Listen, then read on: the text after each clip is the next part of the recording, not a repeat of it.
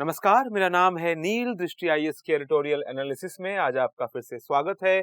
संपादकीय लिया गया है द हिंदू अखबार से। हैप्पी मैन जैकब साहब ने लिखा है, जो कि जेएनयू विश्वविद्यालय में अंतर्राष्ट्रीय संबंधों के विषय को पढ़ाते हैं। ये संपादकीय हम क्यों डिस्कस कर रहे हैं? क्योंकि हाल के समय में भारत और पाकिस्तान के बीच एक हालिया घटना घटी, जिसने दोनों देशों के रिश्तों के बीच की सरगर्मी को बढ़ा दिया। क्या घटना घटी आप जानते भी होंगे। भारत के अंबाला से एक मिसाइल फायर की गई, टेस्ट की जा रही थी। कुछ तकनीकी गड़बड़ी की वजह से वो मिसाइल जाके पाकिस्तान में गिर गई। अब होने को इस घटना के बाद बहुत कुछ हो सकता था, लेकिन दोनों देशों ने बहुत ही समझदारी से काम लिया। तो हम इस संपादकीय में क्या डिस्कस करेंगे कि क्या क्या इस घटना में समस्या हो सकती थी, कैसे इन दोनों देशों ने काम किया, भविष्य में हम किन चीजों की निगरानी रखें, किन चीजों को ध्यान रखें, और चौथा कि दुनिया में दूसरे देशों ने, हम जानते हैं दुनिया के कई देशों के संबंध ऐसे ही रहे हैं, इससे ज्यादा खराब रहे हैं जितने भारत पाकिस्तान के हैं। उदाहरण के तौर पर रूस और अमेरिका, तत्कालीन सोवियत संघ और अमेरिका जब शीत युद्ध में थे, तो ऐसे देशों के बीच इस तरह की समस्या को लेकर क्या गाइडलाइंस रही हैं, क्या तरीके रहे हैं, ये सारी बातें इस संपादकीय में हम डिस्कस करेंगे। इनिशियल चर्चा रहेगी इस घटना की, उसके बाद कैसे दोनों देशों ने बेहतर तरीके से रिस्पॉन्ड किया, उसके बाद क्या क्या खतरे हो सकते थे इस घटना के अगर दोनों देशों ने जिम्मेदारी पूर्ण बर्ताव नहीं किया होता। इसके अलावा क्या समस्या है अपने आप में, ये घटना कुछ समस्याओं की ओर भी इशारा करती है, उन समस्याओं को जानेंगे। इसके अलावा जानेंगे कि और क्या तरीके हैं जिनको हमें अपनाना चाहिए। उसके बाद हम जानेंगे कि दुनिया के अलग अलग देशों में क्या क्या तरीके अपनाए गए हैं। कुछ गलतियों का भी हम जिक्र करेंगे जिनको हम ना करते तो वो और बेहतर होता। और अंत में हम एक कंक्लूजन पर पहुंचने की कोशिश करेंगे। तो बिंदुवार चर्चा शुरू करते हैं। हाल ही में एक्सीडेंटल फायरिंग हो गई भारतीय मिसाइल की।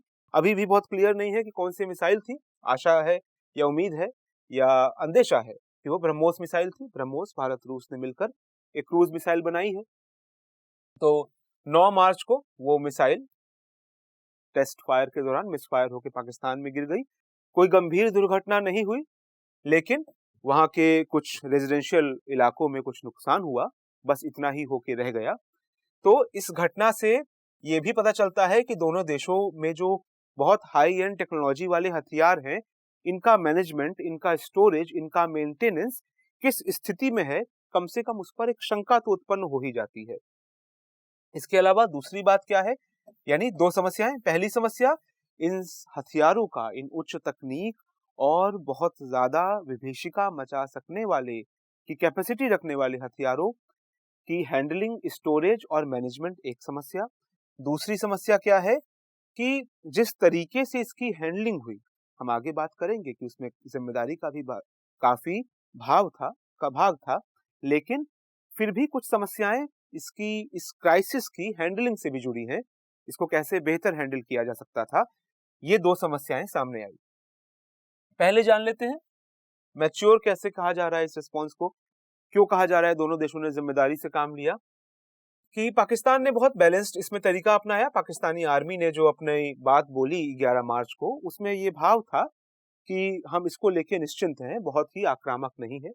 नई दिल्ली ने भी 11 मार्च तक इस पे चुप्पी साधे रखी, लेकिन भारत ने भी मना नहीं किया कि हाँ कोई गलती हुई है या हमारी तरफ से कुछ फायर ही नहीं हुआ है। इस तरह की बात भारत द्वारा भी नहीं कही गई। तो दोनों देशों का जो भाव रहा, उससे दोनों देशों के बीच विश्वास भरा। पाकिस्तान ने भी ये आरोप नहीं लगाया कि भारत ने जानबूझकर ये हम पर मिसाइल दागी। ना ही भारत ने कहा कि हमसे कोई गलती नहीं हुई है। भारत ने भी अपनी गलती को स्वीकारा कि ये गलती से हुआ है और हमने एक उच्च लेवल की इंक्वायरी का ऑर्डर दे दिया है। तो इस प्रकार से इन 3-4 बातों के आधार पर कहा जा रहा है कि जो मिसफायर हुआ था मिसाइल का, इसमें दोनों देशों ने बहुत ही जिम्मेदारी वाले भाव से काम किया। इसको और भी जिम्मेदारी वाला भाव क्यों कहा जा रहा है? क्योंकि इस समय क्राइसिस मैनेजमेंट के लिए, कोई भी आपदा अगर आ जाती है दोनों देशों के बीच इस तरह की, तो उसके मैनेजमेंट के लिए कोई भी आपसी मैकेनिज्म नहीं है, कोई आपसी तय तरीका नहीं है जिसमें इस समस्या को सुलझाया जा सके, क्योंकि दोनों देशों के संबंध इस समय खराब स्थिति से गुजर रहे हैं। तो ऐसे सिस्टम की अनुपस्थिति में भी दोनों देशों ने क्योंकि बेहतर बर्ताव किया, इसलिए इसको कहा जा रहा है कि ये एक जिम्मेदारी भरा बर्ताव था।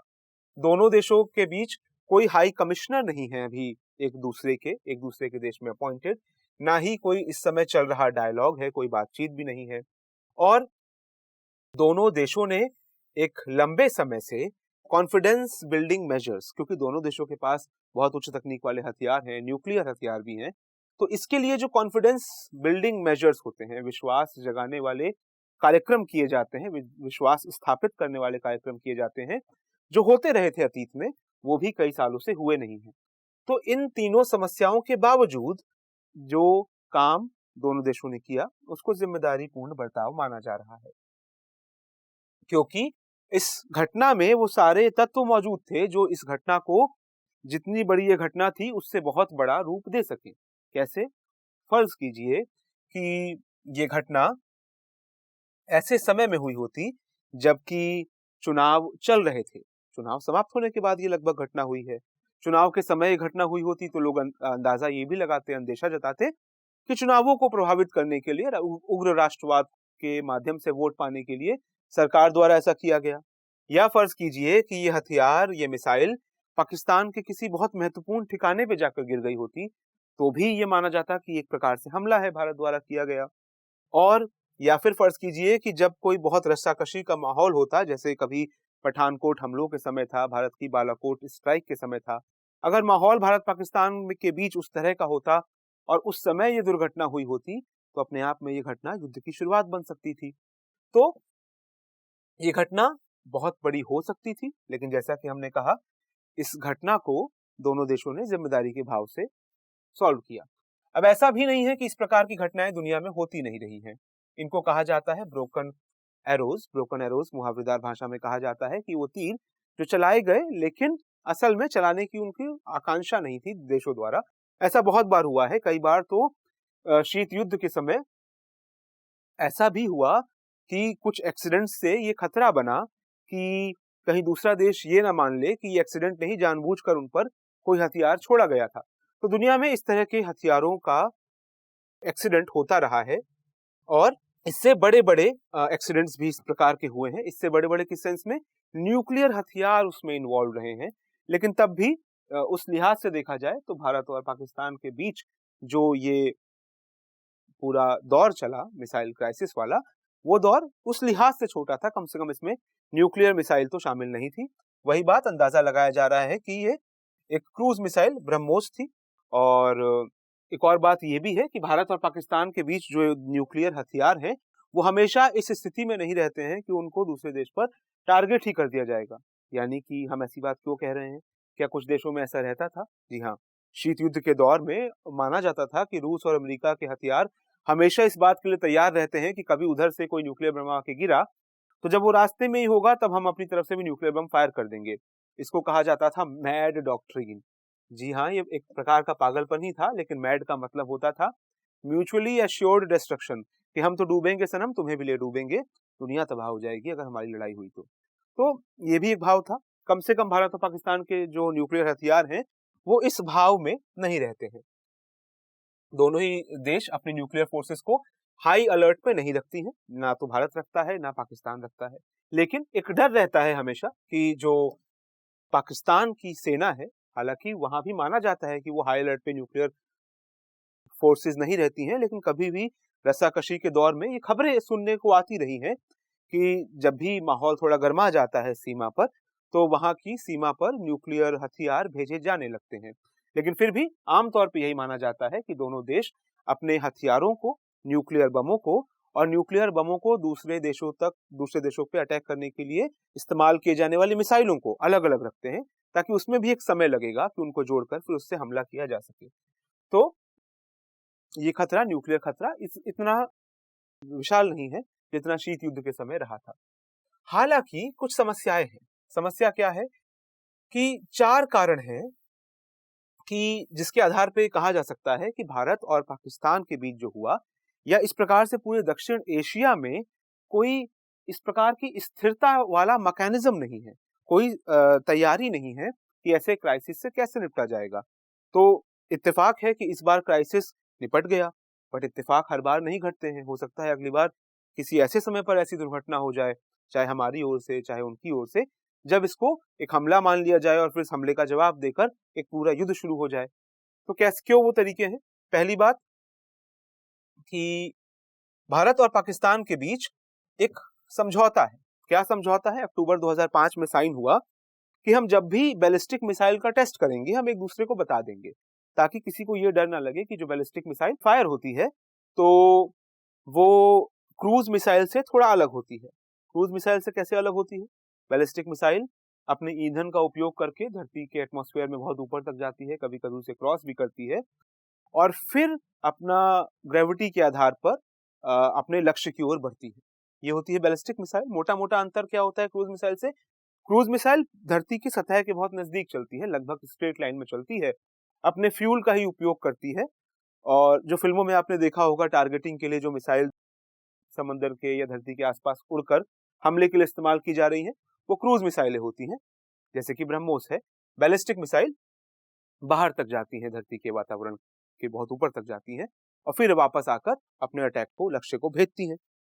तो भारत और पाकिस्तान के बीच 2005 में समझौता हुआ था कि जब भी हम बैलिस्टिक मिसाइल का टेस्ट करेंगे हम एक दूसरे को बता देंगे, ताकि ये अंदेशा न रहे कि ये हमले के लिए मिसाइल छोड़ी गई है। पहली समस्या क्या कि इसमें क्रूज मिसाइलें शामिल नहीं है।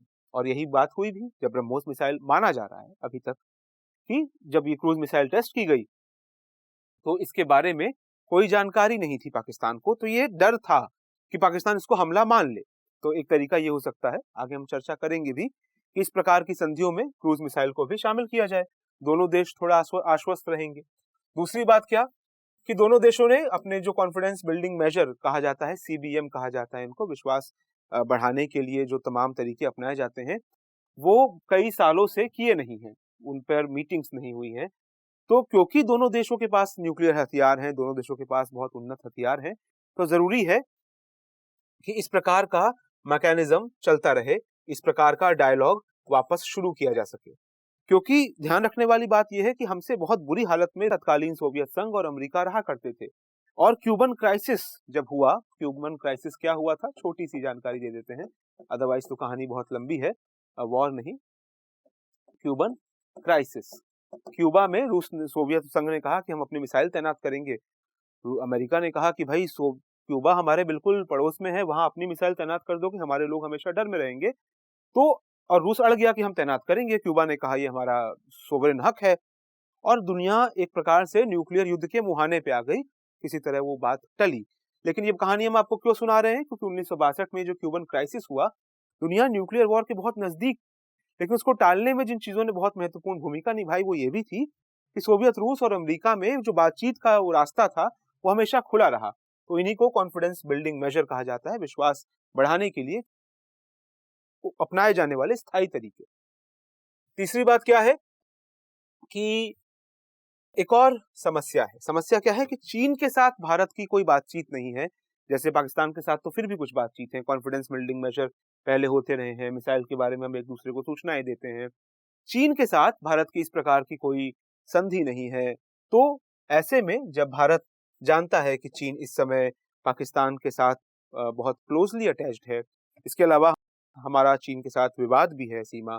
और तीसरी बात कि तीनों देश पाकिस्तान, भारत और चीन न्यूक्लियर पावर संपन्न देश हैं, तो जरूरत है कि इस तरह की एक्सीडेंटल फायरिंग जैसी घटनाएं हो या नॉर्मली विश्वास जगाने के लिए इस मेजर में चीन को भी शामिल किया जाए, चीन के साथ भी इस प्रकार की संधि की जाए। तो आगे बढ़ते हैं। तो इस प्रकार के जो अग्रीमेंट्स होते हैं जिसमें कि एक दूसरे के न्यूक्लियर बमों के बारे में, मिसाइल टेस्ट के बारे में हम एक दूसरे को बताते हैं, उसका सबसे बड़ा फायदा ये होता है कि एक स्ट्रक्चर्ड मैकेनिज्म मिल जाता है, एक सिस्टम सेट हो जाता है जिसमें कि बातचीत का रास्ता हमेशा खुला रहता है। और बातचीत क्योंकि होती रहती है तो विश्वास बना रहता है कि कोई भी हमला या कोई भी अगर मिस्टेक हुई है तो उसके बारे में दूसरे को कोई जानकारी है। अगर बात समझ में नहीं आ रही है तो उदाहरण ले लीजिए, जैसे 1960 में एक परमानेंट इंडस कमीशन, 1960 में इंडस ट्रीटी हुई, यानी कि सिंधु नदी के पानी को कैसे बांटा जाए, इसको लिए वर्ल्ड बैंक के तत्वाधान में भारत और पाकिस्तान बैठे साथ में, उन्होंने मिलकर तय किया आपस में कि नदी के पानी को कैसे बांटा जाएगा।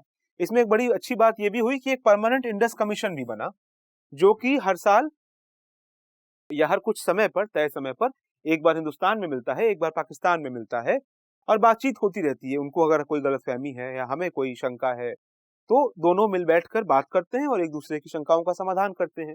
संपादकीय कह रहा है कि इसी तरह की जरूरत जो है वो न्यूक्लियर हथियारों और मिसाइलों के सिस्टम को लेकर भी इस तरह का स्ट्रक्चर होना चाहिए। इस तरह का स्ट्रक्चर अगर होगा तो रूटीनली इस प्रकार के मैसेज जाते रहेंगे।